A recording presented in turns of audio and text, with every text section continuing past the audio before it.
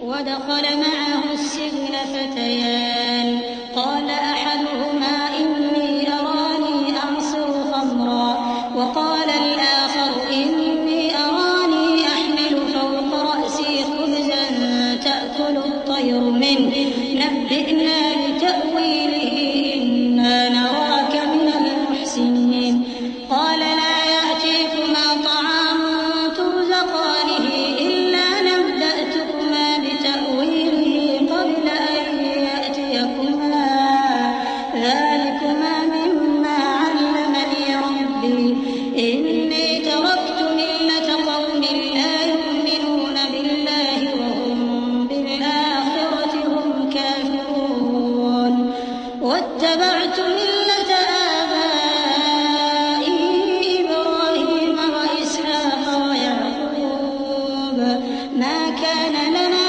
أن نشرك بالله من شيء ذلك من فضل الله علينا وعلى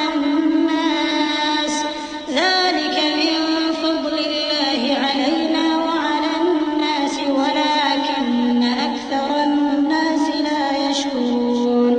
اور ان کے ساتھ دو اور جوان بھی داخل زندہ ہوئے.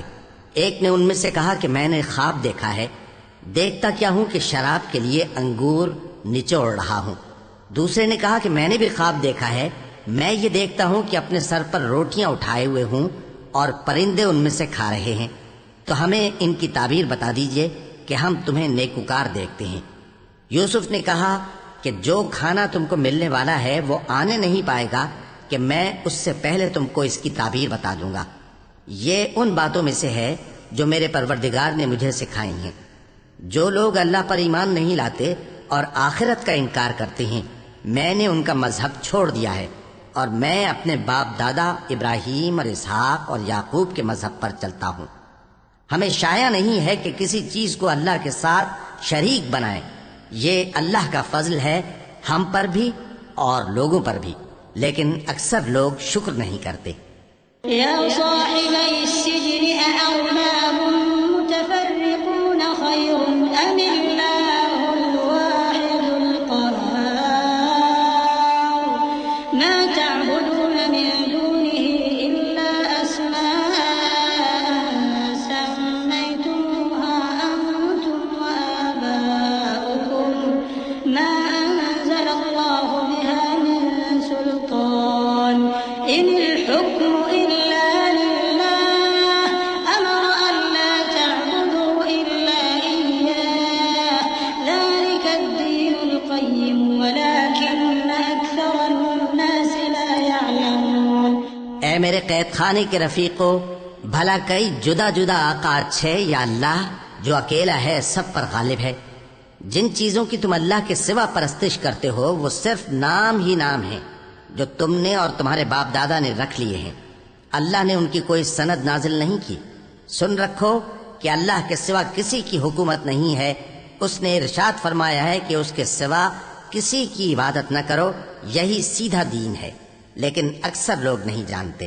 يا صاحبي السجن أما أحدكما فيسقي ربه خمرا وأما الآخر فيصلب فتأكل الطير من رأسه قضي الأمر الذي فيه تستفتيان وقال للذي ظن أنه ناج منهما اذكرني عند ربك فأنساه الشيطان ذكر ربه فلبث في السجن بضع سنين. اے میرے قید خانے کے رفیقو، تم میں سے ایک جو پہلا خواب بیان کرنے والا ہے وہ تو اپنے آقا کو شراب پلایا کرے گا، اور جو دوسرا ہے وہ سولی دیا جائے گا اور پرندے اس کا سر نوچ کھائیں گے. جو بات تم مجھ سے پوچھتے تھے وہ فیصل ہو چکی ہے. اور ان دونوں میں سے جس کی نسبت یوسف نے خیال کیا کہ وہ رہائی پا جائے گا، اس سے کہا کہ اپنے آقا سے میرا ذکر بھی کر دینا. پھر شیطان نے اسے ان کا اپنے آقا سے ذکر کرنا بھلا دیا اور یوسف کئی برس قید خانے ہی میں رہے. وقال الملك إني أرى 7 بقرات سمان يأكلهن 7 عجاف و7 سنبلات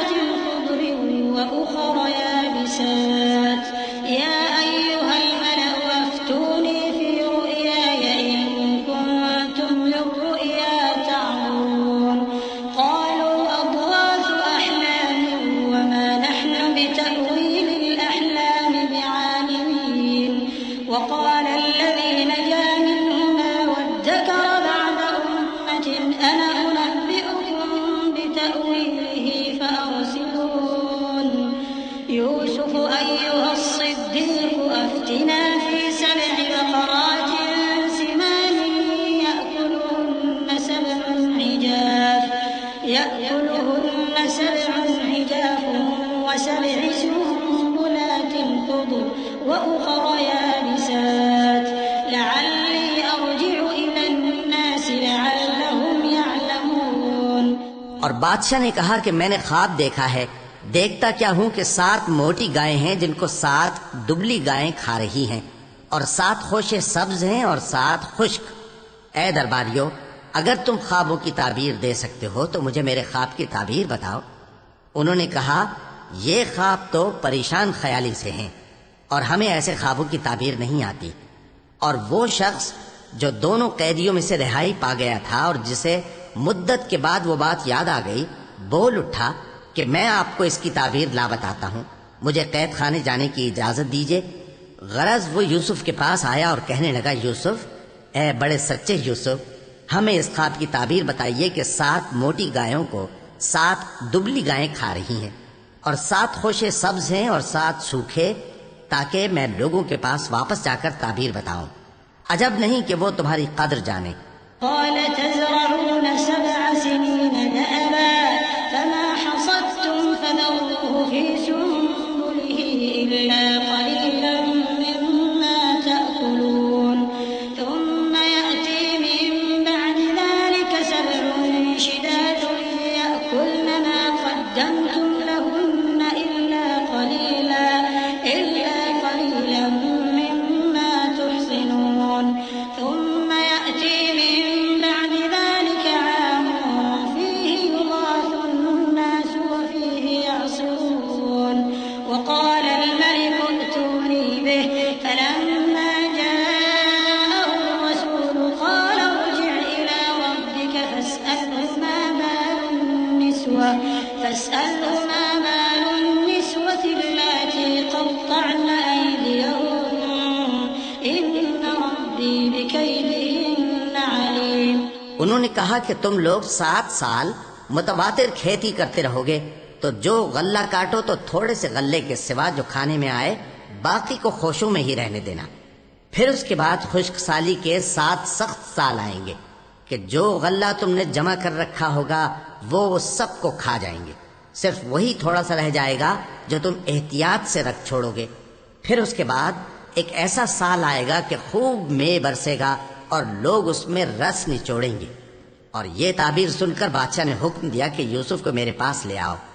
سو جب قاصد ان کے پاس گیا تو انہوں نے کہا کہ اپنے آقا کے پاس واپس جاؤ اور اس سے پوچھو کہ ان عورتوں کا کیا حال ہے جنہوں نے اپنے ہاتھ کاٹ لیے تھے، بے شک میرا پروردگار ان کے فریب سے خوب واقف ہے۔ صدق اللہ العظیم۔